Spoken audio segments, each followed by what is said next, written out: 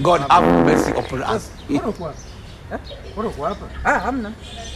Nipo ila nilikuwa naenda. Nipo. Hujamwona binti mmoja hivi maeneo haya anasagasaga? Nani? Binti mmoja hivi. Maeneo haya? Hamna. Mbona mimi mwenyewe tu yani ndio labda ndio nilikuwepo. Binti anatafuta toka asubuhi kaondoka nyumbani, haeleweki yuko wapi. Binti mmoja ana matatizo na nishamwambia huu mji huu usipende kumshobokea. Yaani hawaelewi wanawake, yani sijui kwa nini. Hawa nyie. Hawaeleweki, ndio maana wanaitwa hawa. Yaani unajua bwana, yaani mwanamke katoka kijijini, sawa? Ndio. Nilienda kule kijijini mimi tukakaa na familia. Kwa ujumla ni mke wangu. Mke wako? Ni mke wangu. Ndio unayemtafuta. Lakini ana changamoto kidogo. Ana changamoto ya kiafya. Kiafya. Yaani kichwani hayuko vizuri. Jampeleka hospitali labda hivi. Ana matatizo tu ya nini? Yaani kwamba kidogo ana matatizo ya akili. Lakini vile vile ana haya matatizo yetu haya. Ndio. Yaani kwamba mimba. Hapana. Nini? Ni kwamba anaishi na maambukizi. Sisi nimwambia kwamba usipende changanya.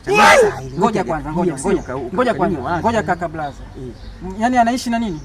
Yaani anaishi na maambukizi. Sasa na yeye hajatulia. Sasa ngoja kwanza. Ngoja kwanza. Wewe umesema ni mke wako? Ni mke wangu. Ni nani huyo? Ni ambaye unamzungumzia? Huyo binti? Anaitwa Sabrina. Ndio nimemtafuta toka asubuhi. Alafu umesema ni kwanza ana matatizo ya akili, lakini vile vile anaishi na maambukizi. Anaishi mwenyewe usipende hapo mji vile vile ana miezi. Ngoja picha. Yaani ana miezi 3 lakini sasa hivi Dar es Salaam nzima anaijua. Yaani maeneo mengine anayekupitisha hata mwenyewe sijai kupita. Maana siende hapa. Oh my God. Ndani. Yaani na mpango kuweka fence asitoke hata ndani.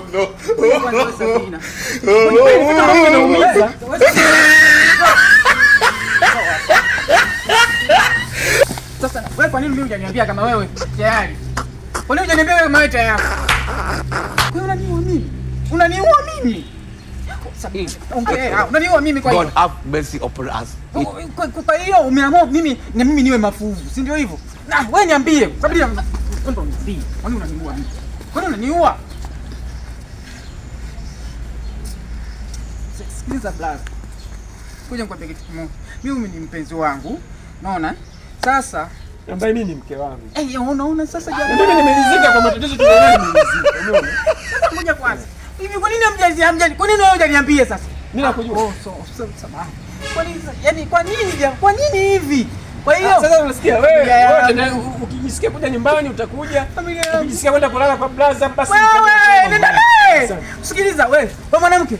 Wewe. Vipi jamani? Unanifanya mimi mpumbavu. No.